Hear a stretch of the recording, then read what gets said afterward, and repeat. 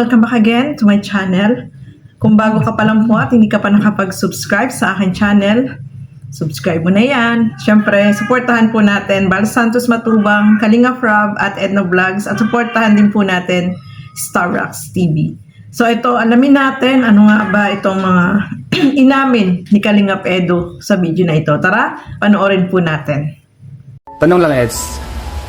Video personal yung tanong ko. Okay lang ba? Pero kung hindi naman, pwede ko naman ikat. Tayo na natin kung okay lang. Madalas ba kayong lumabas? Beyonce? Madalas lumabas. Pagka siguro may maghahatid pag nandito siya. Kapag inatid mo, ano? Yun lang ang karamihan ng labas namin kasi medyo ano siya ngayon eh. Parang hindi siya ngayon masyado makalabas sa kanila at malayo eh. Busy, ano? Oo. Saka sa mga activities niya sa school. Pero pag nandito siya lagi, pag galam kong nandito siya sa diet, lalo na. Matanong ako kung paano ko makakawit, ganyan. Tinatanong. Lagi kong lagi ako nagbo-volunteer na, oy, hatid lang kita, ganyan. Sige.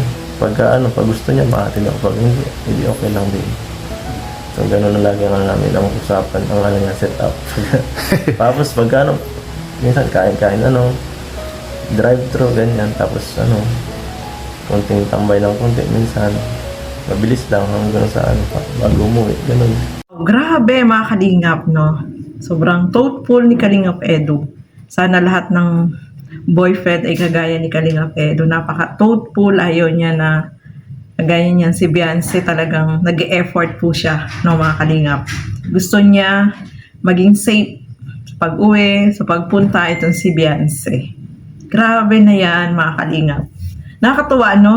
Talagang si Kalingap Edu, kahit na pagod siya, ay talagang nag-e-effort po siya. Eds, nagulat sila na bigla na lang in-upload kagabi. At maraming kinilig sa ginawa niya, Eds. Ano masasabi mo doon, Eds? Maraming upload. Secret pala yun, Sabagay, dahil di naman hindi naman inaasahan ng lahat na parang ma-upload din. Kasi limpas na eh. Oo. At di ko kala ko si Kalinga Prab, di na niya kasi siyempre pag nag-anniversary, di ba, dapat every year na lang ang sunod nun kasi tapos na yung yung monthly na na monthsary, dapat yearly ka ng sunod.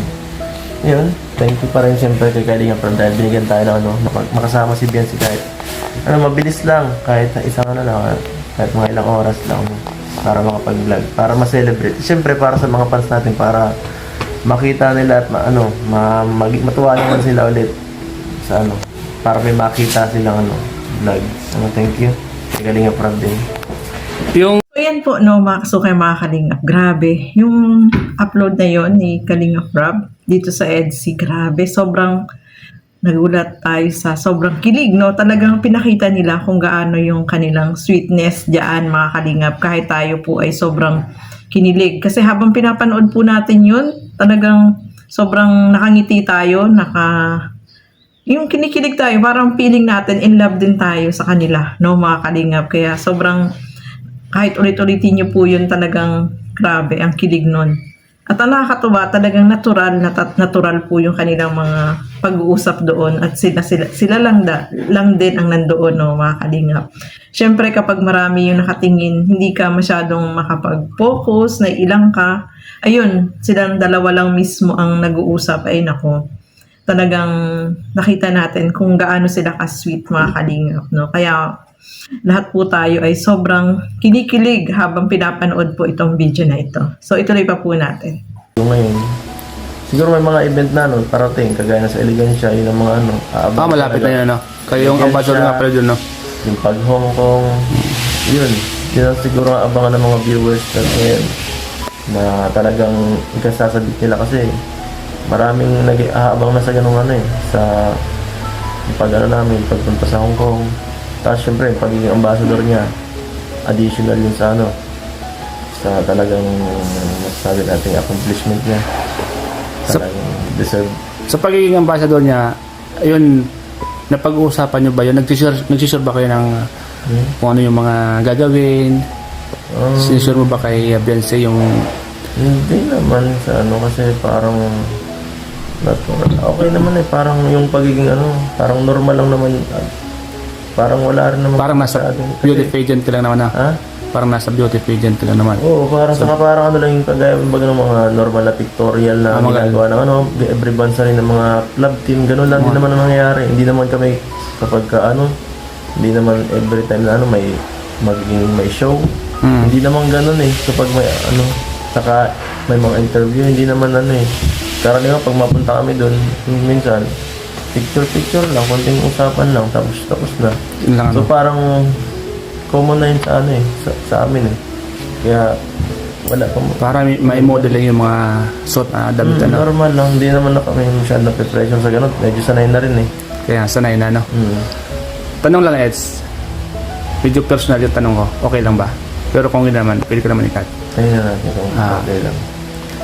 Madalas ba kayong lumabas? Beyonce? Madalas naman ba? Pagka siguro may maghahatid yung pag nandito siya. Kapag inatid mo, ano? Yun lang ang Kumakain. karamihan ng labas namin kasi medyo ano siya ngayon eh. Parang hindi siya ngayon masyado makalabas sa kanila. Malayo eh. Busy, ano? Oo. Saka na sa mga activities niya sa school. Pero actually, pag nandito siya lagi, ang galam kong nandito siya sa diet, lalo na. Matanong ako kung paano ka makakawit, ganyan. Tinatanong mo. Lagi kong lagi ako nagbo-volunteer. Oy, hatid lang kita, ganyan. Sige. Pag gusto niya, mahatid ako. Pag hindi okay lang din. So, gano'n na lagi namin ang usapan, ang niya, set up. Tapos, minsan kain-kain, drive-thru, ganyan. Tapos, konting tambay lang konti, minsan. Mabilis lang, hanggang sa bago umuwi, gano'n. Yun. At least, para malaman ng lahat. Diba? Kasi minsan maraming nagtatanong, sino ba nag-attend kay Beyonce ngayon? Galing na mismo sa yung bibig. At least, alam Lalo nyo na ba? pag may event. Oo, ikaw mismo yung nag-attend talaga. May donation. Kay mga Kalingap, talagang si Kalingap Edo ay nag-volunteer para ihatid itong si Beyonce sa pag-uwi at saka sa pagsundo, no, sa kanya, no, mga Kalingap. At isa pa dito, about dito sa pagiging ambassadress niya, support ni Kalingap Edo yung mga ginagawa ni Beyonce, no. Kaya nakakatuwa naman po, no, talagang si Habe ay nakasupport sa kanya kahit na anong mga activities na ginagawa ni Beyonce. So maganda yun kasi talagang silang dalawa ay nagkakaunawaan po, no, mga Kalingap. At ang maganda dyan, si Beyonce kapag may mga lakad, nandiyan si Kalingap Edo at talagang siya yung nagbo-volunteer na sa paghatid at pagsundo sa kanya, mga Kalingap.